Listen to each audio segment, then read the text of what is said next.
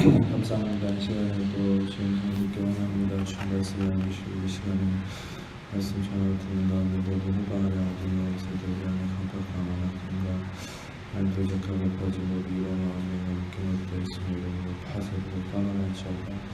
성령님만이 곳에 하나님 초청을 모셔드리고 우자우자한 영광으로 임하시고 안쓰시고 충만케 하시며 주의 나라에 임하시고 뜻이 하늘에서 이루어진 것 같이 땅에서 이루어지며 주께서 예비하신 각 심령하는 30배 10배 100배 창남 제일문 가득하게 위시한 주영하시고 역사해 주옵소서. 빛 가운데 예수님의 그릇만 증거되고 계시를 드러나시 나타나시고 나무에서 훌륭한 거하시고 창조하시며 드러내시고 계시하시고 나타나시고 역사해 주옵소서. 모든 영광 존귀와 찬양 예수님께 모여 들어오니 예수님 훌륭한 거하시고 찬양하시옵소서. 감사합니다. 예수님 훌륭한 거하시옵소서. 감사합니다. 주님 훌륭한 거하시옵소서. 감사합니다. 모든 영광 주님께 올려드리는 주님 훌륭한 거하시옵소서. 감사합니다. 주님 영광 받으시옵소서. 감사합니다. 모든 영광 주님께 올려드립니다. 감사합니다. 주님 감사합니다. 주님 감사합니다. 주님 감사합니다. 영광 받으시옵소서. 감사합니다. 예수님 감사합니다. 성령님 감사합니다. 아버지 감사합니다. 모든 영광 주님께 올려드리며 우리를 사랑하시며 찬양합니다. 감사드리며 예수님 이름으로 기도합니다. 네, 민수기 5장 1절에서 3절까지를 같이 읽겠습니다. 시작.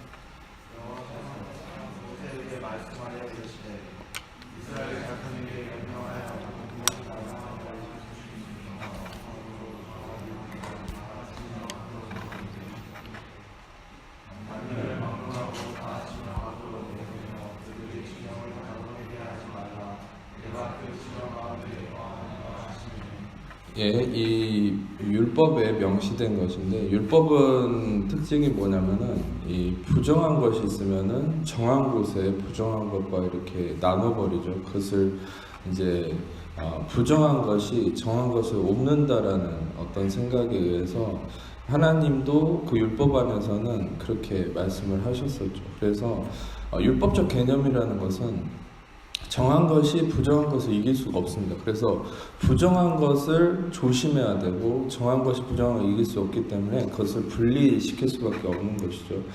지금 나와 있는 말씀처럼 이 진영은 하나님이 임재하고 계신 곳이고 하나님이 계시는 곳인데 하나님께서 이 진영에 하나님이 공급하시는 것으로 하나님의 공급하심 속에 있는 이 진영 밖으로 부정한 자들을 내어 쫓는데 그 부정한 것이 순차적으로 첫 번째는 나병 환자, 그 다음에 유출증이 뭐냐면은 분비물이 계속 이렇게 나오는, 어떻게 보면은 여성들에게서 분비물이 계속 나오는, 그래서 심지어는 율법에서는 월경을 여자들이 하는 기간에도 그것을 부정하게 여겼거든요. 그리고 이제 세 번째는 주검으로, 다시 말하면 죽은 시체를 통해서 부정하게 되죠. 그러니까 시체를 보거나 만지면은 그 부정하게 된다라고 율법은 얘기를 하거든요. 그래서 나병 환자, 유출증이 있는 자, 이 시체를 보거나 만짐으로 인해서 부정하게 된 이 세 부류에 대해서 진영에 내보내야 된다. 진영 밖으로. 그것은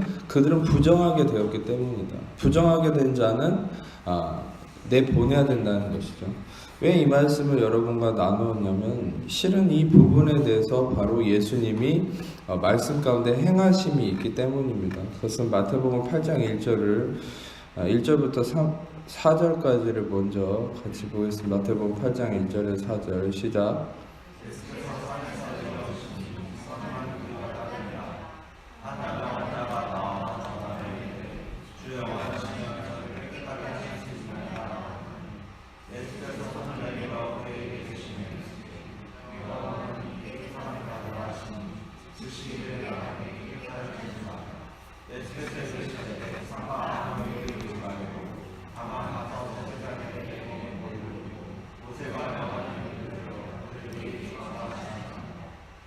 자, 이 말씀은 아주 흥미로운 게 아까도 얘기했듯이 이 율법의 첫 번째로 진영 밖에 내쫓아야 될 부류 나병 환자였죠. 근데 예수님께서 마태복음 8장과 9장 이따가 또 보겠지만 8장과 9장을 보면은 물론 이제 여러 가지 사건들이 있어요. 여러 가지 치유하심의 또 기적의 사건이 있지만 특별히 이 세 부분에 대해서 예수님이 순차적으로 치유하심이 나타납니다. 첫 번째가 나병 환자, 두 번째가 그 유출증 있는 자, 세 번째가 죽은 자, 또 죽은 자를 일으키시는 사건을 통해서 그 율법에서 부정하다고 여겼던 그 부정하다고 여겼던 것을 정함으로 바꾸지 못하는 그 율법의 한계성, 바꾸지 못하고 그냥 내쫓을 수밖에 없는 그 율법의 한계성을 예수님은 그분이 온전케 하심을 보여주시죠.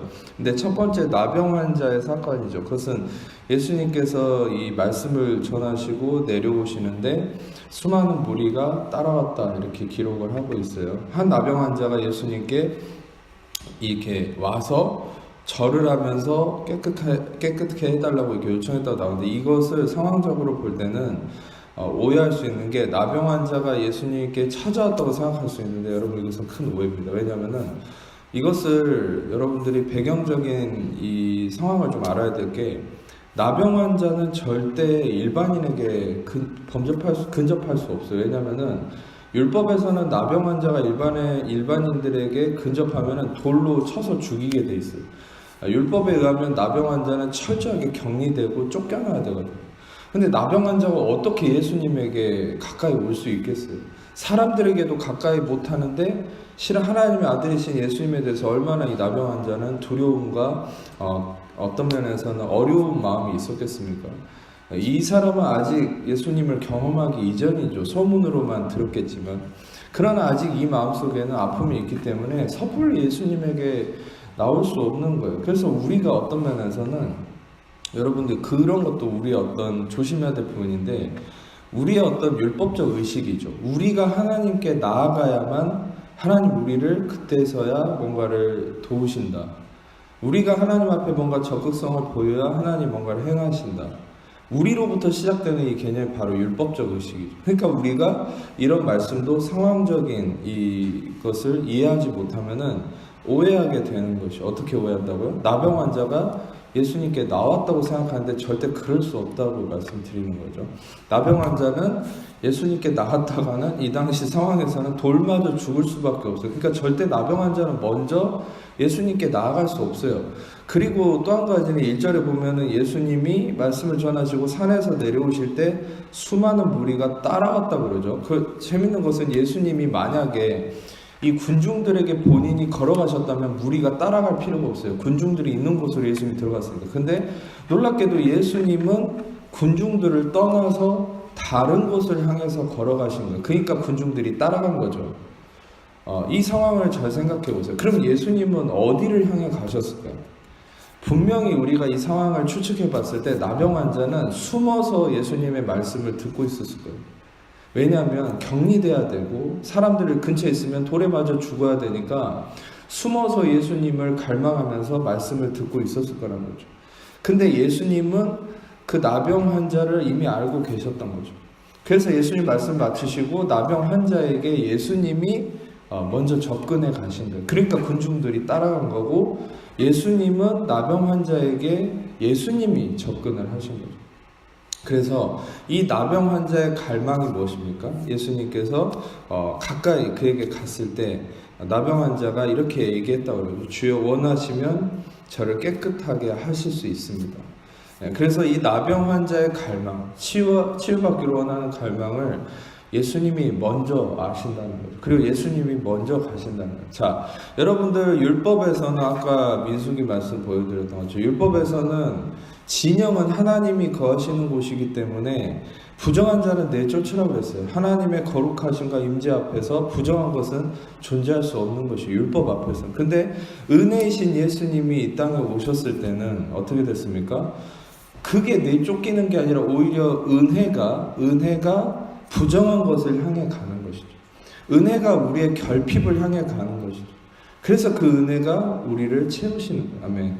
그래서 은혜가 예수님이 그 나병 환자에게 가셨을 때 이미 나병 환자가 치유받기를 원하지 않았어도 예수님은 그가 뭘 원하는지 알고 계셨고 이미 그분에 대한 그 사람에 대한 치유를 예비하신 것이. 그래서 원하시면 저를 깨끗하게 하실 수 있나이다 이렇게 했는데, 전에도 제가 한번 설교 중에 이 메시지를 전했지만 3절에 보면은 예수께서 이렇게 말씀을 하시죠. 이 메시지가 아주 중요한 것이에요. 내가 원하노니 깨끗함을 받으라. 이 말씀이 왜 중요하냐면은, 우리는 보통 우리가 소망하는 바가 우리가 원하고, 하나님은 항상 마지못해 우리의 어떤 기도에 응답해 줍니다. 그래서 우리가 뭔가를 간절히 사모하고 하나님께 구하면 하나님은 마치 그것을 평가하고 조사하듯이 검토한 다음에 우리가 하나님의 기준에 어느 정도 차오르면 그때서야 응답해 주는 식의, 이것 또한 율법적 의식입니다. 하나님이 뭔가를 이루어 주시는 것도 우리가 하는 것을 보고 평가하고 이루어 주신다라고 생각하는 아주 잘못된 개념입니다. 그것은 어디에 기준이 있어요? 내가 잘하고 못하고의 기준이 있잖아요. 근데 이것은 은혜가 아니죠. 은혜의 진리는 무엇입니까? 예수님이 원하셨다는 거예요. 우리가 치유받고 우리가 뭔가를 소망하고 하나님께 나아갔을 때, 또 그분이 우리에게 그분과 만남을 가졌을 때, 우리가 소망하고 우리가 갈망하는 것들이 우리로서, 우리의 기준으로서 하나님께 간절히 그것을 우리가 구하는 것 이전에 하나님이 먼저 그것을 우리에게 이루어 주시기 원하신다. 그래서 이 말씀은 아주 중요한 것이에요. 내가 원하노니 깨끗함을 받으라. 여러분이 치유받고 여러분이 회복되고 여러분이 자유함과 기쁨과 평안을 누리는 것은, 그것은 하나님이, 예수님이 원하시는 겁니다. 아멘. 여러분들이 다시금 이 의식에서 벗어났으면 좋겠습니다. 그것은 뭐냐면, 우리가 간절히 갈망하는 것이 무엇일까요? 실상 우리에게 있어서 가장 근본적인 갈망은 평안함이에요. 평안함은 단순한 마음의 편안함을 의미하는 게 아니라 모든 것이 조화롭게 이루어지는 상황을 의미하는 거죠. 그 평안함이 이루어지는 어떤 샬롬의 상태를 여러분들 우리가 갈망할 때, 우리는 그것이 진짜 하나님이 우리에게 원하시는 것이고 그것을 예수 그리스도를 통해서 이미 이루어 주셨다는 것을 우리가 확신할수록 우리 안에 믿음이 형성되는 거예요. 그러니까 이것도 믿음의 중요한 요소죠. 내가 원하기 이전에 하나님이, 예수님이 이미 원하고 계시고, 우리는 더 놀라운 것이죠. 그것은 뭐냐? 이미 십자가를 통해서 예수님이 이루셨다는 사건입니다. 그래서 이미 예수님이 십자가를 통해서 이루셨다. 근데 무엇을 이루셨어요? 여러분과 제가 소망하는 것을 이루셨어요. 아멘. 그래서 하나님이 예수님 십자가를 통해 여러분과 제가 소망하는 것을 이루셨기 때문에 빌립보서 2장과 같은 말씀을 주신 겁니다. 그게 뭐냐면, 너희 안에서 행하시는 이는 하나님이시 그 기쁘신 뜻을 위해서 너희의 마음에 소원을 두고 행하게 하신다. 그러니까 우리 안에 소원을 주셔서 우리가 뭔가를 해가지고 하나님께 숙제 검사 맡듯이 하는 삶이 아니고, 우리가 뭔가를 할 때는 하나님이 먼저 우리에게 소원을 주시고 그분이 일해 가신다. 이게 무슨 개념이에요? 바로 그것은 이미 우리의 갈망과 소망이 십자가에서 성취가 되었기 때문에 우리가 뭔가를 갈망함으로 우리가 해서 하나님을 끌어당기는 것이 아니라 그분이 우리 안에서 이 일을 해 나가심을 통해서 이루어져 가는 삶, 그것이 온전한 십자가의 성취의 삶이랍니다. 그래서 여러분들이 한 가지 가장 또 중요하게 생각하셔야 될 것은, 내가 원하기 이전에 주님이 원하신다. 물론 여러분들이 오해하지 말아야 될 것은, 여러분들이 어떤 내가 주체가 되는 그 소위 말하는 우리 어떤 정욕적인 삶, 어떤 그런 말들이 있잖아요. 그 하나님이 기도해도 잘 응답을 해줄 수 없는 그런 나 중심적인 정욕적인 그런 부분에 대해서는 하나님이 커트를 하시겠죠. 왜? 그런 기도는 응답됐다가는 여러분이 주인 돼가지고 내가 왕노릇하고 사는 어떤 나 중심의 삶이 이루어질 수밖에 없어요. 그러나 하나님은 내가 잘못된 것을 실상 구한다 해도 하나님이 결국에는 그것을 선으로 바꿔서 가장 좋은 것을 이루어 주십니다. 아멘. 그래서 여러분들은 그것을 염두할 필요가 있어요. 하나님이 알아서 다 해주시겠지 이게 아니라, 여러분들에게 있어서 먼저 기반이 되어야 될 것은 그리스도를 통해서, 십자가를 통해서 이미 모든 게 성취가 되었음을 믿고 그 믿음 안에서 무엇을 하는 것이죠? 항상 구하고 찾고 두드리는 거. 근데 구하고 찾고 두드리는 게 율법적 개념으로 아직 이루어지지 않았지만 내가 이렇게 열심히 하면 이루어질 거야 라는 그런 율법적 의식이 아니라 이미 십자가를 통해서 성취된 그것을 믿음으로 구하는 거죠. 믿음으로 구하는 것과 이루어지지 않았다고 생각하고 구하는 건 천지 차이죠. 이미 이루어졌기 때문에, 이미 십자가를 통해서 주셨기 때문에 구하는 것이 그게 복음의 진리입니다. 아멘. 여러분들이 이렇게 생각하시면 돼요.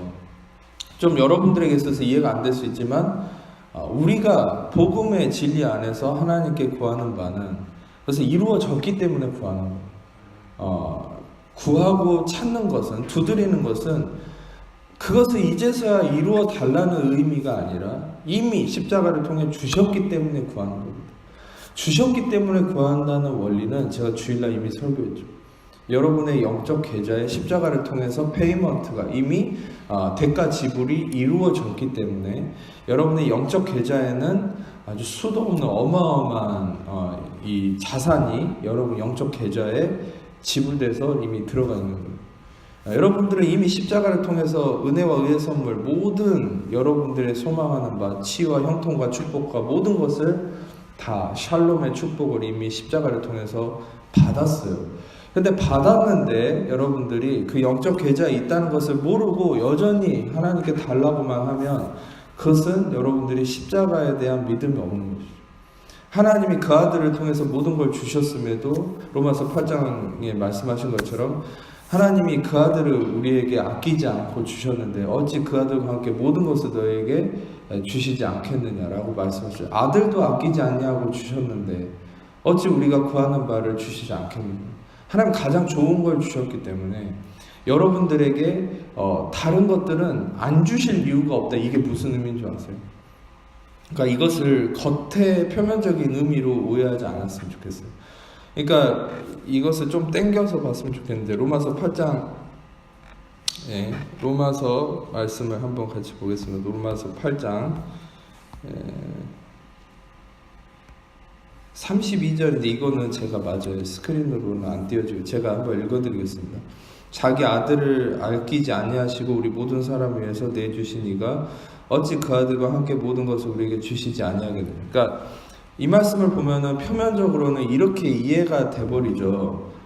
아들이 제일 중요한데 제일 중요한 아들도 줬는데 덜 중요한 너희가 원하는 것을 당연히 주지 않겠느냐 이렇게 생각하는데 이것을 좀 더 진리의 의미로 쉽게 표현을 해드리면 여러분 예수님을 십자가를 우리에게 예수님을 주셨다는 게 뭔지 아세요? 그 예수님의 십자가 안에 여러분이 원하는 게 다 포함되어 있다는 거예요. 그런 의미예요. 그러니까 안 줬는데 우리에게 주시지 않았는데 이제서야 아들이라는 좋은 걸 줬으니까 덜 중요한 것들은 그때그때 구하면은 그때그때 이제 덜 중요하니까 더 쉬우니까 그때그때 줄 거야 이런 의미가 아니라 여러분이 소망하는 바들은 이미 십자가의 패키지로 다 포함되는 거예요. 그러니까 십자가를 통해서 예수님이 다 이뤘다 했을 때 이미 여러분이 원하는 바는 2000년 전에 다 여러분들의 영적 계좌에 다 들어가 있어요. 그러면 여러분들이 이제는 그것을 믿음으로 마음에 품고 아무것도 염려하지 말고 오직 모든 일에 기도와 간구로 너희 구할 것을 감사함으로 하나님께 아뢰라. 그래야 모든 지각에 뛰어난 평안한 그리스도 예수 안에 너희 마음과 생각을 지키시오. 그러니까 감사함으로 뭐죠? 이미 십자가를 통해서 예수님의 십자가를 통해서 이미 우리가 바라고 소망하는 것들이 다 이루어졌음을 믿고 그 믿음 안에서 이미 나에게 주어졌음을 믿고 구하는 것은요 완전히 안 받은 상태라는 믿음으로 구하는 거랑 천지 차이예요. 그래서 믿음으로 기도한다는 게 그런 거예요. 여러분들의 실상 지금 눈에 보이지 않고 잡히지 않지만 이미 십자가를 통해서 여러분이 바라는 것이 이루어졌음을 믿으시기 축복합니다. 패키지로 이미 포함되어 있는 거예요. 십자가에. 여러분이 앞으로 구할 것도 마찬가지. 지금 소망하는 것도 앞으로 구할 것도 여러분 눈에는 안 보이고 지금 이루어지지 않은 것처럼 보일지 몰라도 십자가에서 예수님이 다 이루었다 하셨을 때 이미 주셨어요. 이미 주셨다는 말이에요. 그러니까 이 로마서 8장 32절이 그 말이에요. 자기 아들도 아끼지 않고 주셨는데 어찌 그 아들과 함께 모든 것을 주시지 않겠느냐. 그 아들에게 다 포함되어 있다는 거예요. 그 예수의 이름에 다 여러분이 원하는 바가 포함되어 있는 거예요. 할렐루야. 이것에 대한 깨달음이 있다면 여러분들 안에 진정한 깊은 믿음이 형성이 되는 것이죠. 그래서 로마서 8장을 다시 넘어가면은 이 나병 환자가 알기도 전부터 예수님은 이미 나병 환자가 낫기를 원하는 그 마음을 예수님 품고 있었다. 그래서 예수님이 내가 원하느니 깨끗함을 받으라. 그래서 깨끗하여졌다.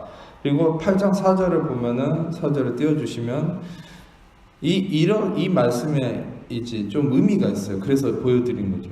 삼가 아무에게도 이르지 말고 제사장에게 내 몸을 보이고 모세에게 명한 예물을 드려서 입증해라. 왜 이런 말씀을 하셨을까요? 이게 아주 중요한 의미가 있어요. 왜냐면은 여러분들이 한 가지 알려드리고 싶은 게 율법에는 여러 이제 우리가 이제 나병이 걸렸지만 나중에 혹시라도 그 나병이 깨끗게 되면은 제사장에게 어떻게 해라 이런 식의 원칙들이 율법에 나와 있거든요. 근데 여러분 실상 율법에 그런 원칙이 있다 해도 아무도 유대인들은 율법 아래서는 병이 치유된 적이 없어요.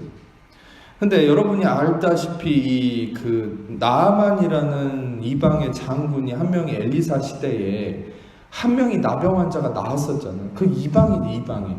유대인은 율법을 받은 자예요. 율법 아래에서는 누구도 한 명도 병이 치유된 적이 없어요.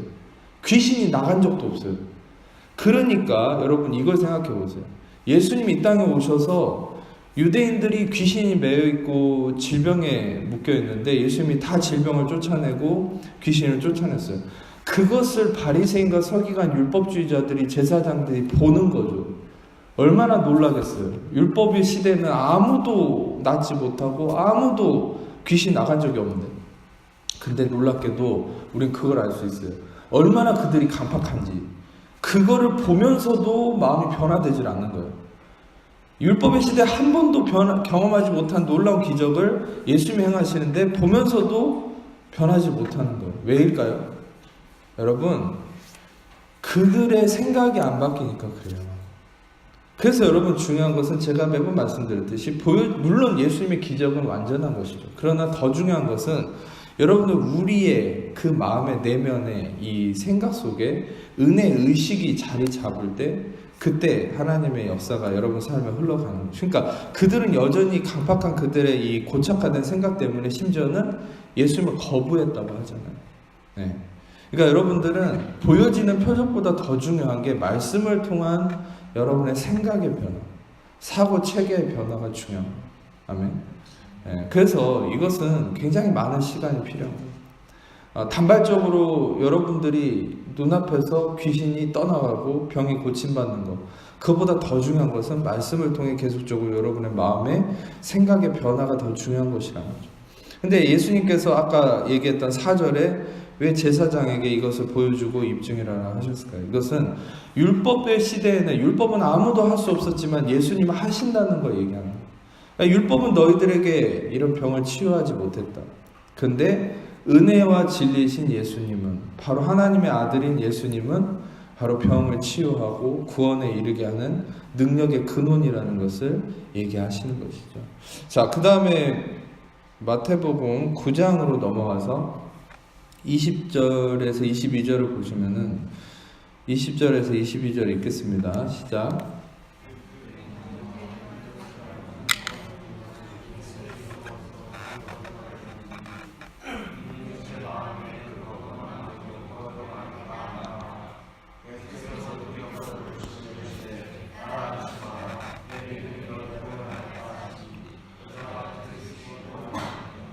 이제 두 번째 유출증이 있는 자에 대한 어떤 예수님의 율법의 무능함을 뒤엎는 은혜이신 예수님이 구원을 행하시는 능력을 나타낸 사건이죠. 12해 동안 혈루증을 앓는 유출증이죠. 혈루증을 앓는 여자가 예수님을 만졌을 때 어떻게 됐습니까? 치유를 받는데 중요한 것은 여기서 이 구절이 중요해요. 22절을 보면은 예수께서 돌이켜서 그를 보셨다. 그러니까 아주 이 조그만 문구 같지만 이것은 아주 중요한 거예요. 왜냐하면은 그 하나님의 벗이라고 칭함받았던 모세조차도 그 하나님의 등밖에 보지를 못했어요. 하나님의 얼굴을 본 자는 다 죽는 겁니다. 하나님의 거룩하심 앞에 설 수 있는 인간이 없기 때문에. 그런데 은혜이신 예수님은 이 땅에 오셨을 때 모두를 그분이 보시는 거예요. 그건 무엇을 나타내는 거예요? 이제는 은혜 아래서는 하나님이 얼굴을 보시는 거죠. 그분의 얼굴을 본 자는 다 살게 되는 거예요. 할렐루야. 그래서 우리가 그분의 얼굴을 구한다. 그것은 무엇을 의미해요? 바로 은혜를 보는 거예요. 우리가 하나님의 얼굴을 본다고 표현했을 때는 하나님의 어떤 생김새를 보는 것이 아니에요. 우리는 하나님의 은혜를 보는 겁니다. 하나님의 은혜는 무엇입니까? 값없이 주어지는 것이죠. 내가 할 수 없지만 하나님의 선물로 주시는 값없는 것, 값이 없는 것, 값이 이미 치러진 것으로서 나에게는 선물로 주어지는 것. 로마 3장 23절과 24절에 뭐라 했어요? 우리가 모든 사람 죄를 범하였으면 하나님의 영광에 이르지 못하여 그리스도 예수 안에 있는 속량으로 말미암아 하나님의 은혜로 값없이 의롭다함을 얻은 자들. 그러니까 값없이 내가 값을 치르지 않아도 누군가의 대가지불로 인해서 나에게는 그것이 선물로 주어지는 것. 그게 뭐죠? 예수님의 대가지불로 인해서 나에게 선물로 주어지는 하나님 모든 선하심, 구원하심. 이런 것이 바로 이 모든 게 은혜인 거예요. 그래서 여러분들이 은혜를 보는 게 바로 하나님의 얼굴을 보는 거죠. 바로 예수님께서 그분의 얼굴을 그 여자에게 비추셨죠. 그래서 돌이켜서 그를 보셨다. 그리고 뭐라 했어요? 딸아 안심해라. 너의 믿음이 너를 구원하였다. 자, 이게 아주 놀라죠. 그러니까 보시면서 바로 구원을 선포하는 거예요. 예. 바로 우리는 하나님의 얼굴이신 바로 그 은혜를 봤을 때 우리는 그 은혜 아래서 구원을 경험하는 거예요. 아멘. 그래서 여러분들은 1차적으로 메시아닉 구원, 천국 가는 구원도 은혜이지만, 맞아요. 천국 가는 구원도 은혜지만 우리가 얘기하는 교리적인 잘못된 부분 때문에 우리는 천국 가는 구원은 은혜인데 이 땅에서 삶을 살아갈 때는 우리의 노력이냐? 아니에요.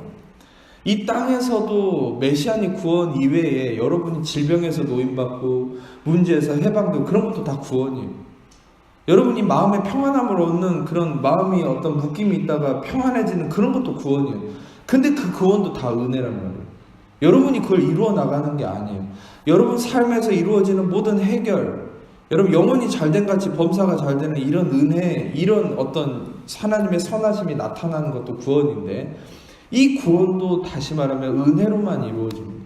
하나님의 얼굴로부터 바로 예수님으로부터 예수님 그 자신이 은혜이고 그분을 통한 이 은혜로 인해서 구원이 흘러간다는 것이죠. 자, 마태복음 9장 24절과 25절을 읽겠습니다. 시작.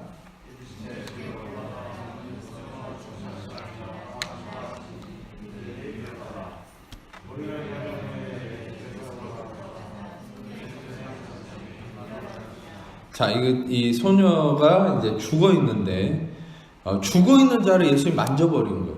아주 놀랍죠. 그러니까 이것 또한 놀라운 사건이에요. 왜냐하면은 죽은 시체를 만지면 부정해지거든요.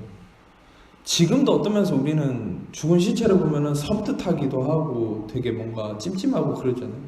율법 시대에는 얼마나 더 심했겠어요. 근데 예수님은 죽은 시체를 만져버리는 거죠. 만지는 순간 어떻게 되는 거예요? 그 시체가 일어나요. 다시 말하면 율법에서는 죽음을 이기지 못해요. 정함이. 죽음과 부정을 이기지 못해요. 근데 예수님은 죽음의 생명을 넣어버리는 할렐루야. 예수님의 정함과 거룩함과 생명이 모든 어둠을 몰아내는. 그러니까 여러분들 말씀드렸지 창세기 1장 3절에 얘기했던 것처럼 흑암이 깊음에 있었을 때 이 땅에 하나님이 빛이 있으라. 야훼가 나의 빛이다. 빛을 선포했을 때 어떻게 해요? 이 어둠이 물러가는 거예요. 요한복음 1장에 얘기한 것처럼 말씀하시죠. 요한복음 1장에 얘기한 것처럼 이 땅에 어둠이 빛이 왔을 때 어둠이 그 빛을 이기지 못했다. 카탈람밤. 어둠이 빛을 이기지 못했어요. 여러분 중요한 것은 예수 그리스도라는 빛을 이길 수 있는 어둠은 아무것도 없습니다. 아멘. 이 진리를 여러분이 붙들었으면 좋겠어요.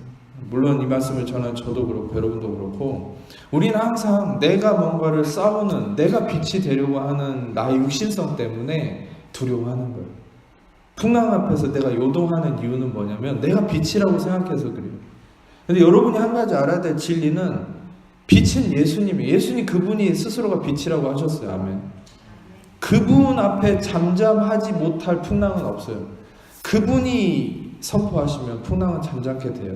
그분이 빛으로서 드러나면 그분이 빛으로서 존재가 이 뭡니까? 존재를 드러낸 순간 어둠은 누구도 어떤 것도 그 앞에 버틸 수 없는 거예요.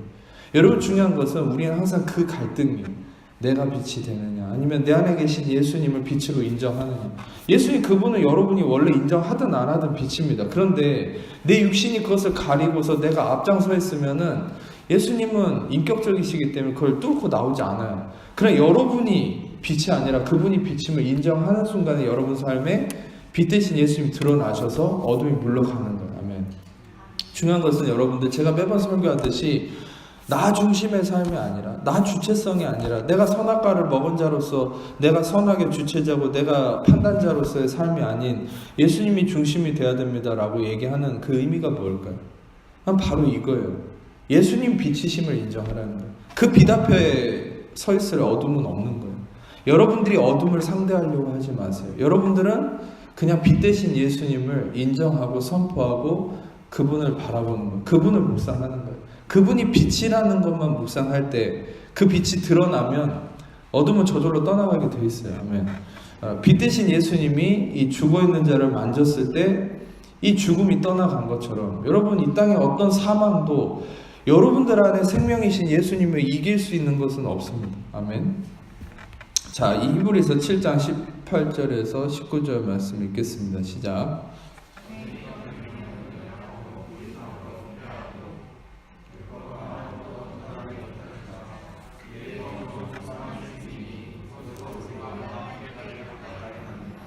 전에 있던 계명은 이제 율법이죠. 이것은 연약하고 무익하고 무익함으로 패한다. 아무것도, 이 연약하고 무익하다는 게 뭐냐면은 아래 19절에 바로 설명이 나오죠. 아무것도 온전하게 못한다. 이게 온전하게 못한다라는 의미가 뭐냐면 성취하지 못한다는 거예요. 완성하지 못한다. 근데 예수님은 무엇을 하셨어요?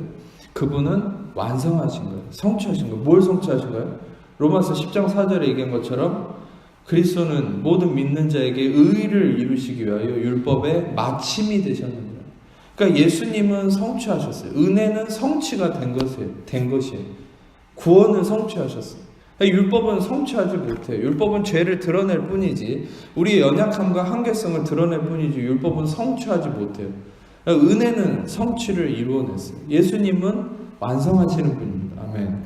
그래서 우리는 더 좋은, 19절에 보면은 이에 더 좋은 소망이 생기니 이것으로 우리가 하나님께 가까이 간다. 그러니까 더 좋은 소망은 뭘 얘기하죠? 바로 예수님이죠. 우리는 은혜이신 예수님을 통해서 하나님과 가까워진다는 거예요. 여러분들이 율법적인 올바른 행위나 경건성이나 여러분의 어떠함으로 하나님과 가까워지는 게 아니에요. 여러분 안에 계신 예수님이 극대화될수록 하나님과 친밀해지는 거예요. 아멘. 여러분이 하나님과 친밀해지는 방법은 하나예요. 여러분을 잘 다스리고 살펴서 가까워질 수 없어요. 여러분들은 하나님과의 친밀함이 언제 회복되냐? 여러분 안에 계신 예수님의 빛이 여러분을 통해 더 드러날 때, 예수님이 빛 되심을 인정할 때, 그분만이 구원이시고 길이요 진리요 생명이심을 인정하면 인정할수록 그분이 여러분을 통해서 드러날수록 여러분 하나님과 더 친밀해지고 가까워집니다. 아멘. 그분이, 왜냐하면 가장 좋은 소망이시기 때문에 그렇죠. 로마서 8장 3절과 4절을 읽겠습니다. 시작.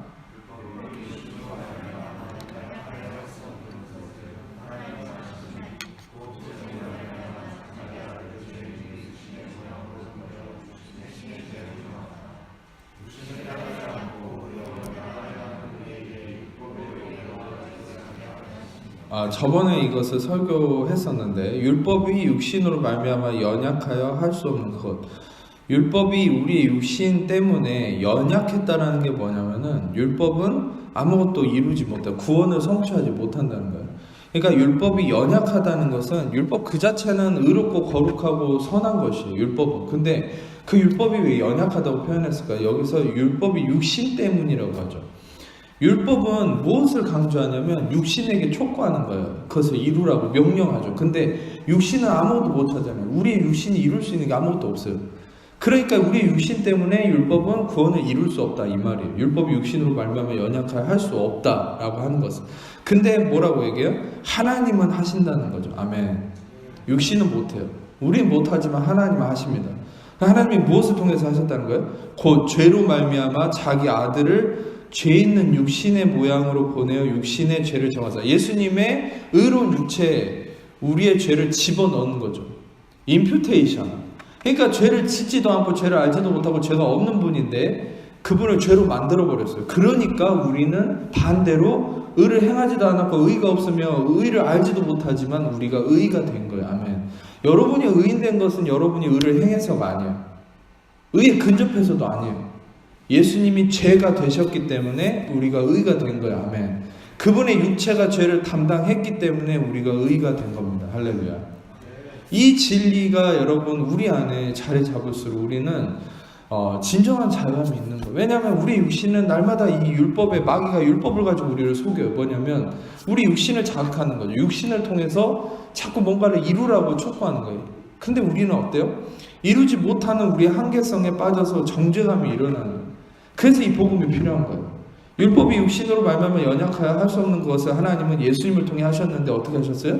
예수님의 육체의 죄를 집어넣고 우리를 의가 되게 하신 이 복음의 진리를 우리는 날마다 상기하고 묵상해야 되는 거예요.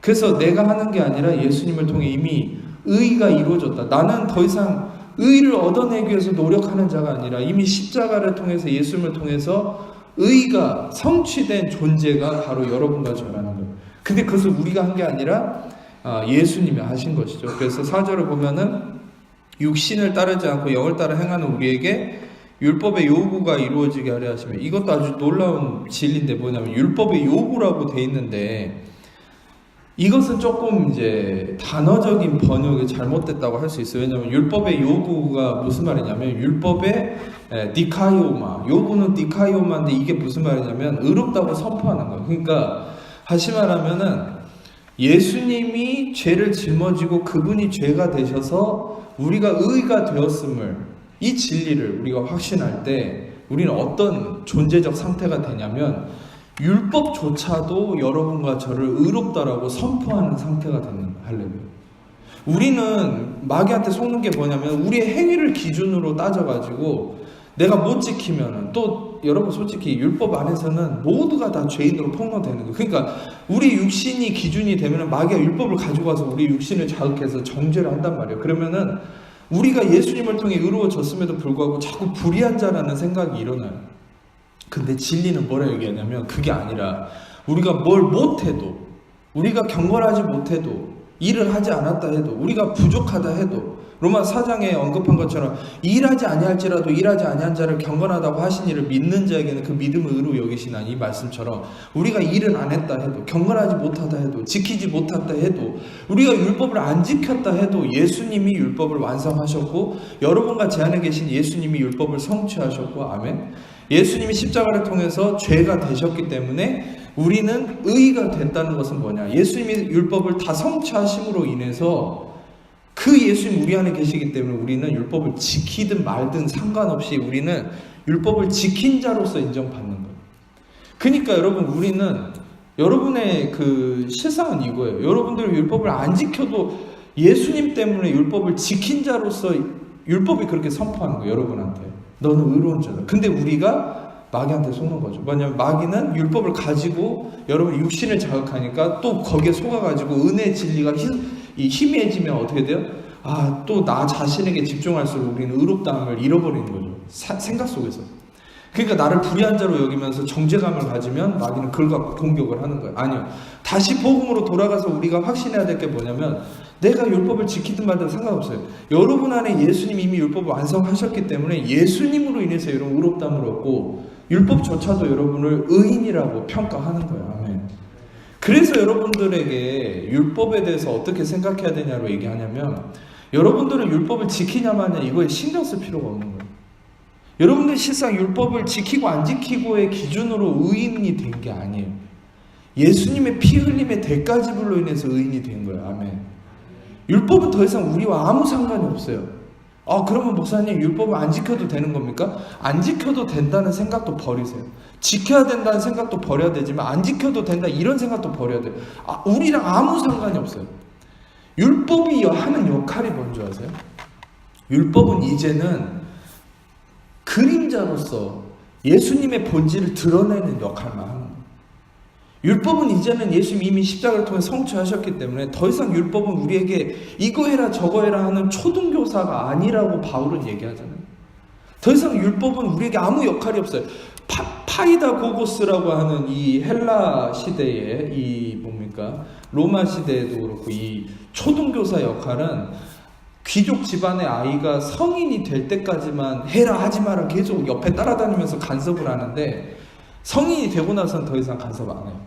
바울은 그것을 비유로 쓴 거죠.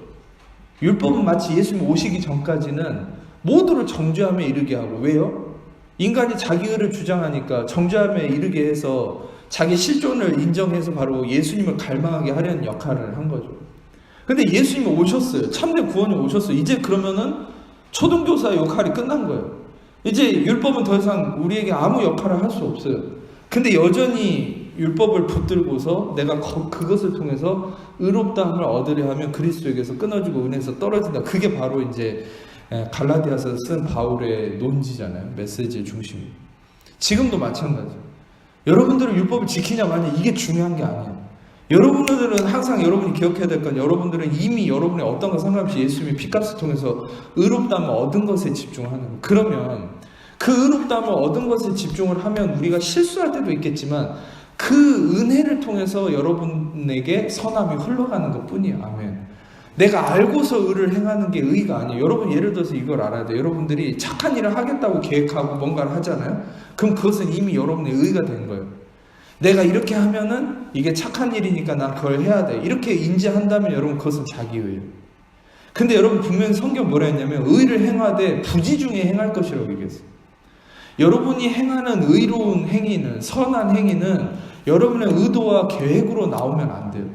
여러분들이 예수 그리스도의 선함이 차오르면서 그 선함이 흘러감을 통해 선행과 의로운 행위가 나타나는 것이 진정한 의인의 삶이에요. 아멘. 그래서 많은 분들은 그래요. 은혜 복음을 전하면은 목사님 그러면 의로운 행위를 할 필요가 없는 거예요? 선한 행위를 할 필요가 없는 거예요? 그러면 저는 말씀의 기준을 통해 정확하게 뭐라고 얘기할 수 있냐면 당신이 의로운 행위나 선한 행위를 하기로 결정하고 계획한다면 당신은 이미 의로운 행위나 선한 행위로부터 멀어져 있는 거예요. 근데 그런 걸 생각하지 말고 예수님이 선하신 분이고 예수님이 이미 모든 선한 순종을 이루셨다는 그 은혜에 집중하고 바로 예수의 피로 내가 의로워졌다는 그 의롭다 하심에 집중할 때 하나님의 은혜가 여러분을 통해서 흘러감이 바로 진정한 선행이다 라는 것이 바로 진리라는 거죠. 아멘. 그래서 아까도 얘기했듯이 빌립보서 2장 너희 안에서 행하시는 이는 하나님이시니 그의 기쁘신 뜻을 위해서 너희 마음에 소원을 두고 행하게 하시나니. 아멘. 그분이 행하시는 거죠. 그리고 제가 전에도 나눴듯이 오늘 스크린에 나오지 않지만 디도서 2장에 어떤 말씀이 있습니까? 디도서 2장의 스크린에는 안 나왔지만 제가 읽어드리면 디도서 2장 11절에 이런 말씀이 있어요. 모든 사람에게 구원을 주시는 하나님의 은혜가 나타나서 우리를 은혜가 양육하시되 경건하지 않은 것과 이 세상 정욕을 다 버리고 신중함과 의로움과 경건함으로 이 세상에 살고 복스러운 소망과 우리의 크신 하나님 구주 예수 그리스도의 영광이 나타나심을 기다리게 하셨으니 무엇이? 은혜가 여러분들을 경건함과 의로움에 이르게 한다는 거예요. 할렐루야. 여러분의 노력과 경건성을 향한 열정이 아니라는 거죠. 여러분들이 알아야 될 것은 아주 우리는 이 딜레마에 서 있는 거예요. 내가 의도하고 내가 계획할수록 우리는 자기의에 빠지는 거예요. 근데 내 계획과 의도가 아니라 그리스도의 은혜가 내 안에 차오를수록 그분이 나를 통해 선함으로 흘러가는 삶. 그게 바로 포도나무와 가지. 요한복음 15장에 여러분 가지로서 은혜이신 포도나무신 예수님의 양분이 흘러감으로 여러분 가지에 여러분 삶에 열매가 나오는 참된 선행의 삶이 이루어지는 거죠. 아멘. 저는 여러분의 과감하게 한 가지만 더 얘기하면은 여러분이 아무리 좋은 일을 했다 해도 그 선행을 지속적으로 뭔가를 한다 해도 나타난 것은 좋은 일일 수 있어요. 여러분이 선을 행하고 지속적으로 꾸준히 구제와 봉사와 헌신 좋은 일을 했을 수 있어요. 근데 그것을 내가 그렇게 해야만 나는 착한 사람이고 경건한 사람이고 라는 나의 의도성을 가지고 한다면 아무리 나타난 것이 좋다 할지라도 점점 여러분들은 공허해질 수밖에 없어요. 점점 예수님과 멀어질 수밖에 없어요. 그의 마음은. 그런데 내가 의도한 게 아니라 항상 우리는 예수의 피로 죄사함 받은 것과 의롭다 하심의 이 확신 속에 거하면 그분이 나를 통해 저절로 흘러감을 통해서 선행이 나타날 때는 점점 예수님과 가까워져요. 그러니까 여러분들이 무엇을 통해서 여러분들의 마음을 분별할 수 있냐면, 내가 지금 올바른 그리스도의 복음의 진리 안에서 선을 행하느냐, 아니 그렇지 않으면 난 율법적으로 하고 있느냐라는 것을 어떻게 분별할 수 있냐면, 여러분이 선행과 봉사와 구제와 여러 가지 삶을 살고 있는 가운데 여러분들이 예수님과 더 가까워지고 친밀함을 느낀다면 여러분 제대로 하고 있는 거예요. 근데 뭔가를 하고 있는데 점점 예수님과 멀어지는 느낌이 든다. 그럼 거기서 스탑하고 다시 생각해 봐야 돼. 그것은 목회를 하고 설교 사역을 하는 저도 마찬가지예요. 많은 목사님들이 그것을 방치하고 보여지는 현상만 막 교회가 커지고 그러면은 내가 제대로 하고 있나 보다. 여기에 함정에 빠져. 뭔가 자기가 하나님과 멀어진다면 거기서 멈춰야 되거든. 여러분도 마찬가지. 여러분도 뭔가를 열심히 하고 있는데 하나님과 멀어진 것 같다. 그러면 거기서 멈춰야 돼. 그리고 다시 주님과의 관계 설정에 들어가요. 다시 말씀 앞에 마리아처럼 앉아 있으셔야 돼. 아멘. 마르다와 같이 분주한 거죠. 지금 주님과의 관계가 멀어지게 느껴진다면 은혜가 없는 거죠. 다시 마리아처럼 은혜의 말씀 앞에 앉아서 은혜를 공급받음을 통해 그 은혜가 흘러감을 통해서 열매 맺는 삶. 그것이 바로 여러분과 주님의 관계가 가까워지는 축복된 삶이라는 거죠. 이제 말씀을 마치겠습니다. 여러분, 중요한 것은 아까도 말씀드렸듯이 우리는 철저하게 그리스도 중심의 삶이 바로 은혜의 삶이다라고 얘기했는데, 중요한 것은 그리스도 중심의 삶이라는 것은 끊임없이 그분이 빛으로서 내 안에 각인되는 것이죠. 그럴 때 그렇게 하려면 어떻게 해야 돼요? 항상 그분이 내 삶의 묵상이 돼야죠. 그분을 바라보는 삶인 것이죠. 마지막으로 이 말씀을 한번 좀 같이 보겠습니다. 히브리서 2장 14절에서 15절 시작. 히브리서 2장 14절에서 15절 시작. 없습니까? 같이 읽겠습니다. 시작.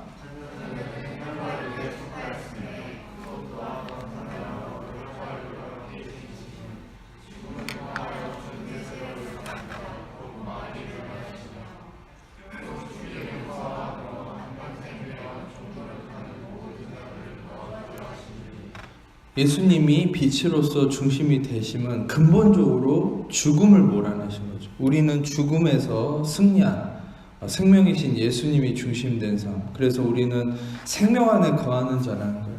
그래서 결국에는 이 말씀처럼 자녀들이 바로 우리가 혈과 육에 속해서 예수님도 혈과 육으로 오셨는데 그 이유는 뭐냐? 결국 죽음의 세력을 잡은 자 마귀를 멸하셔서 죽기가 무서워서 평생 매어 종로로 타는 모든 자를 놓아주. 그러니까 결국에는 이 말씀은 예수님이 죽음을 당하시고 죄값을 치르시고 부활하셨기 때문에 우리는 더 이상 죽음에 매여 있는 자가 아니라, 여러분과 저는 죽음에서 자유한 자라. 이게 무슨 말이에요? 물론 근본적으로는 여러분들은 숨이 끊어지는 순간에도 죽는 것이 아니라 잔다라고 표현할 수 있어요. 여러분들은 영원한 사망을 맛보지 않습니다. 여러분들에게는 오직 생명만 있을 뿐입니다. 여러분이 택함 받은 자라. 아멘. 우리는 하나님의 나라를 소유한 자로서 죽음의 고통이 있는 사람이 아니에요. 그러니까 여러분들은 죽음의 고통이 있기 전에 하나님 여러분 영을 이렇게 데려가셔요. 그러니까 성도에게는 죽음의 고통이 없어요. 죽음이 떠나왔기 때문에, 예수님이 죽음의 고통을 다 그 잔을 마셨기 때문에 우리는 죽음의 고통이 없어요. 그러나 또한 이 땅에서도 이 죽음의 고통이 뭐예요? 그리고 염려, 근심, 불안, 초조, 두려움, 삶의 문제, 질병, 고통, 이런 게 다 죽음의 고통인데, 이런 게 실상 우리의 삶의 불법이라는 거예요. 아예 없으면 좋지만 불법을 행한다는 거예요, 마귀는. 그래서 여러분들, 우리가 복음으로 싸워야 된다는 거죠. 어떻게 싸우는 거예요? 우리가 치고받고 싸우는 게 아니라 이 진리를 선포함으로 어둠을 몰아내는 거죠. 여러분 삶에 그래서 크고 작은 이 발에 묻은 먼지 같은 게 쌓이는 거잖아요. 그것을 이 말씀의, 은혜의 말씀의 진리로 씻어내는 거죠. 어둠에 프레쉬를 비추면은 그 어둠이 없어지듯이 이 은혜의 진리를 여러분의 끊임없이 생각에 밝히는 거죠. 하루를 이렇게 매일같이 살아가면은 여러분 생각에 어둠이 끼지 않습니까? 이 설교를 들을 때는 빛이 퍼지니까 여러분 마음에 밝은 이 소망과 희망과 자유함이 생기지만 또 나가면은 다시 마귀가 여러분 생각과 마음에 어둠을 몰아넣잖아요. 우리가 여러 가지에 유혹당하고 미혹당하잖아요. 그러면은 다시 이 은혜의 진리로 끊임없이 라이트를 켜야 되는 거죠. 그게 이 복음의 말씀을 듣는 것뿐만 아니라 계속 설교하듯이 묵상하고 선포하고, 그래서 이 복음의 말씀을 외워서 선포하고 묵상하고 듣고, 그래서 이 말씀이 여러분들 안에 퍼져서 어둠을 몰아내게 하라는 거죠. 어둠을 몰아냈을 때 그때 또 자유하는 거. 왜입니까? 왜 그 작업을 해야 됩니까? 여러분들은 빛의 자녀니까요. 여러분들은 이미 구원을 입었으니까, 이미 하나님의 구원이 여러분 것입니다. 이미 생명이 여러분 것입니까? 마지막으로 이것만 말씀드릴게요. 왜 이 작업을 해야 됩니까? 왜 우리는 날마다 빛의 삶을 유지하도록 싸움이 필요합니까? 그것은 여러분 우리가 그럴 수가 있어요. 뭐냐면 항상 빛에만 매여 있다고, 아니 항상 어둠에만 매여 있다 보면은 그게 우리의 진짜 본질인 양 착각을 해버리는 거예요. 아니요. 복음은 그렇게 얘기합니다. 오히려 여러분들은 항상 여러분이 평안함이 유지되는 게 여러분의 실제적 본질이에요. 여러분들의 삶은 항상 평안함이 유지되는 게 기본이 돼야 돼요. 근데 반대죠. 항상 불안하다가 갑자기 어느 날 평안하면 이상하다고 생각하잖아요. 아니요. 반대요. 여러분이 항상 평안함 가운데서 뭔가 꺼리낌이 있다면 그게 신호로 받아들여져요. 여러분들의 모든 본질은 평안함이에요. 아멘. 여러분들 항상 평안함이 유지돼야 되고, 항상 여러분 빛 가운데 있는, 항상 여러분은 밝음 속에 있는 자유함, 기쁨, 평안, 이게 성도의 본질이에요. 이게 하나님의 자녀의 본질이에요. 여러분 그리스도가 그것을 이미 다 이루셨기 때문입니다. 그 믿음 안에서 날마다 빛의 삶을, 또 하나님이 이루신 그 축복의 삶을 누리는 삶이 되시기를 축복합니다. 기도하겠습니다. 하나님 감사합니다. 주님께서 주신 또 빛의 삶을 온전히 누리는 하나님의 백성들 되게 하시고, 특별히 그리스도가 우리의 중심이 되셔서 어떤 상황 속에서도 우리 자신의 어떤 마귀의 육신의 속임에 빠지지 않고 그리스도 중심의 빛 가운데 기쁨과 평안을 누리는 하나님 자녀들 되게 하시옵소서. 감사드리며